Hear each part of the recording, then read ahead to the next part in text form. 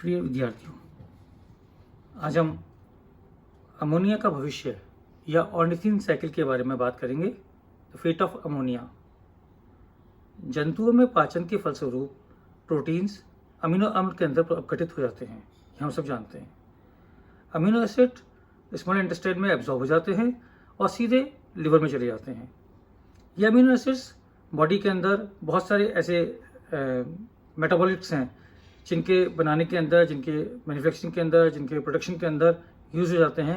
लेकिन जो access amino acids हैं जो कि यूज़ नहीं हो पा रहे हैं, ये एक्सेस अमीनो एसिड्स साधारणतः लिवर सेल्स के अंदर और बहुत ही कम मात्रा के अंदर जो वृक्क की या किडनी की सेल्स हैं, उन सेल्स के अंदर ऑक्सीजन की उपस्थिति में रीअमीनेशन द्वारा अमोनिया के रूप में मुक्त हो जाते हैं। अब ये जो अमोनिया है, ये अमोनिया बहुत विषाक्त होती है। साधारणतः जलीय प्राणियों में शरीर से सीधे बाहर निकाल दी जाती है, तो जलीय प्राणियों में तो अमोनिया सीधे बाहर निकल जाती है ऑस्मोसिस के द्वारा।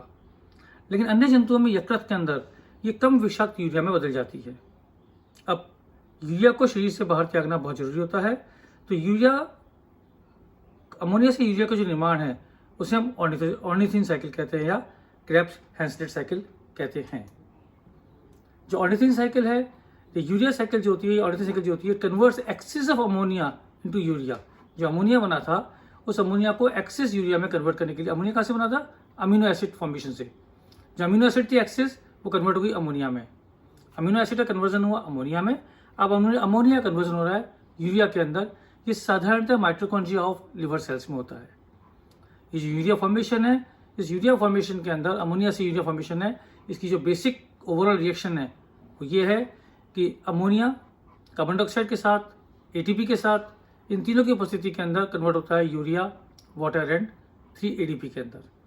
इस साइकिल को क्योंकि पहली बार मेटाबॉलिक साइकिल के रूप में डिस्कवर किया था हैंस क्रेब्स और कर्ट हैंसलेट ने 1932 में, ये लगभग 5 साल पहले हुआ था जब TCA साइकिल का डिस्कवरी हुई थी। तो TCA साइकिल से पहले डिस्कवरी हुई है ऑर्निथिन साइकिल की। ये जो यूरिया साइकिल है, इट टेक्स प्लेस प्राइमरी, साधारणतः ये लिवर में होती है, जैसा कि मैंने आपको पहले बताया, पर कुछ अमाउंट ये किडनी में भी होती है। अब हम पढ़ते हैं ऑर्निथिन साइकिल के बारे में।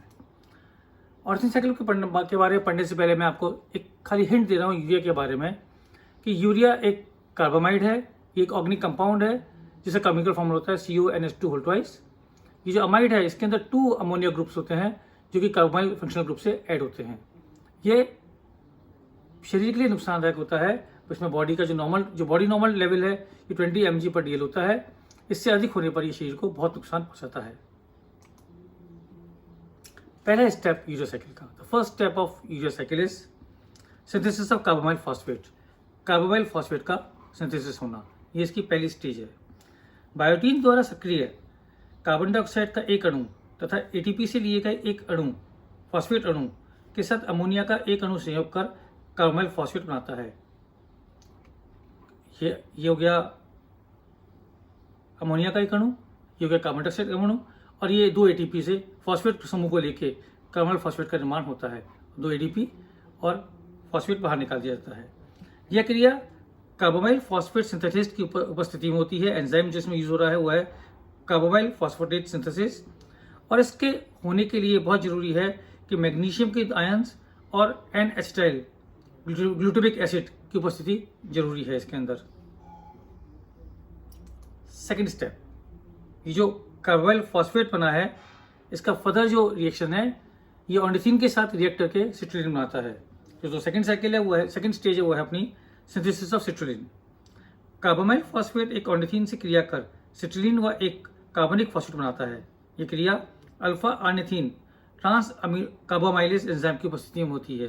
इसमें जो एंजाइम यूज हो रहा है, ये जो कार्बामाइल फॉस्फेट है, ये ऑर्निथिन से रिएक्ट करके सिट्रुलिन प्रोडक्ट बना रहा है। इसका जो रिएक्शन है, इस रिएक्शन के अंदर यहाँ जो एंजाइम यूज हो रही है, वो एंजाइम यूज हो रही है ऑर्निथिन ट्रांस कार्बामाइलेज। थर्ड स्टेज के अंदर सिंथेसिस ऑफ आर्जिनोसक्सिनिक एसिड, आर्जिनोसक्सिनिक अम्ल का संश्लेषण हो रहा है। ये आर्जिनोसक्सिनिक अम्ल का संश्लेषण हो रहा है इसके अंदर। इसमें आर्जिनोसक्सिनेट सिंथेटेस की उपस्थिति के अंदर जो एंजाइम है वो है आर्जिनोसक्सिनेस सिंथेटेस। इसकी उपस्थिति के अंदर सिट्रुलिन और एस्पर्टिक एसिड संयोग कर आर्जिनोसक्सिनिक अम्ल का निर्माण करती हैं। इसे संघनन प्रक्रिया के लिए ऊर्जा एटीपी के एएमपी में अपघटन द्वारा प्राप्त होती है। जो ऊर्जा है ये एटीपी के द्वारा प्राप्त होती है और एएमपी बाहर निकल जाता है, तो ये आर्जिनो सक्सीनेट का निर्माण इसमें होता है। Next stage, fourth stage, cleavage of argino succinic acid into arginine and fumaric acid. ये जो आर्जिनो सक्सीनेट बना था इसका डिसोसिएशन हो जाता है आर्जिनिन और फ्यूमेरिक एसिड के अंदर। अब आर्जिनो सक्सीनेस एंजाइम की उपस्थिति के अंदर, एंजाइम कौन सा हो रहा है? आर्जिनो सक्सीनेस। आर्जिनो सक्सीनेस एंजाइम की उपस्थिति में आर्जिनो सक्सीनिक एसिड आर्जिनिन और फ्यूमेरिक एसिड में विघटित हो जाता है, इसका डिसोसिएशन हो जाता है आर्जिनिन एंड फ्यूमेरिक एसिड के अंदर। लास्ट स्टेज, आर्जिनिन का यूरिया में बनना और ऑर्निथिन वापस बाहर निकलना। इस लास्ट स्टेज के अंदर जो फॉर्मेशन ऑफ यूरिया हो रहा है, ऑर्निथिन फ्रॉम आर्जिनिन का निर्माण हो रहा है, यह चक्र अंत में आर्जिनेस की उपस्थिति, एंजाइम आर्जिनेस की उपस्थिति के अंदर आर्जिनिन में विघटित होकर यूरिया और ऑर्निथिन का निर्माण करता है। ऑर्निथिन फिर से ऑर्निथिन चक्र के अंदर प्रवेश कर जाती है। ये इसकी लास्ट स्टेज है। एक बार रिकैप करने के लिए हम पढ़ लेते हैं इसमें एंजाइम कौन कौन चीज हुए हैं। ये देखिए, कार्बन डाइऑक्साइड और ammonia group carbamoyl phosphatase synthesis की उपस्थिति के अंदर कार्बोमाइल फॉस्फेट का निर्माण कर रहा है। ये ऑर्निथिन ट्रांस अमाइलेज की उपस्थिति के अंदर सिट्रीन का निर्माण करती है। सिट्रीन एस्पार्टेट के से मिलकर आर्जिनो सक्सीनेट सिंथेसिस के एंजाइम की उपस्थिति के अंदर आर्जिनो सक्सीनेट का निर्माण करती है। आर्जिनो सक्सीनेट का डिसोसिएशन हो जाता है आर्जिनिन और फ्यूमेरेट के अंदर आर्जिनो सक्सीनेस की उपस्थिति के अंदर। ये एंजाइम है। आर्जिनिन अगेन आर्जिनेस की उपस्थिति के अंदर कन्वर्ट हो जाती है यूरिया और ऑर्निथिन के अंदर। ऑर्निथिन वापस यूज हो जाती है इस साइकिल के अंदर और यूरिया बाहर निकल जाती है, इसीलिए इसे ऑर्निथिन साइकिल भी कहते हैं। ये जो यूरिया है, इस यूरिया को हम बाद में अपने शरीर से बाहर त्याग देते हैं। हैंस क्रेबलर साइकिल के हम शॉर्ट की बात करें तो फर्स्ट स्टेप के अंदर क्रेब्स हैंसले साइकिल के अंदर ammonia produced in the mitochondria is converted into carbamyl phosphate by an enzyme called carbamyl phosphate synthetase. Second step के अंदर it involves the transfer of carbamyl phosphate group from a carbamyl phosphate to ornithine to form citrulline. This step is catalyzed by enzyme ornithine transamylase.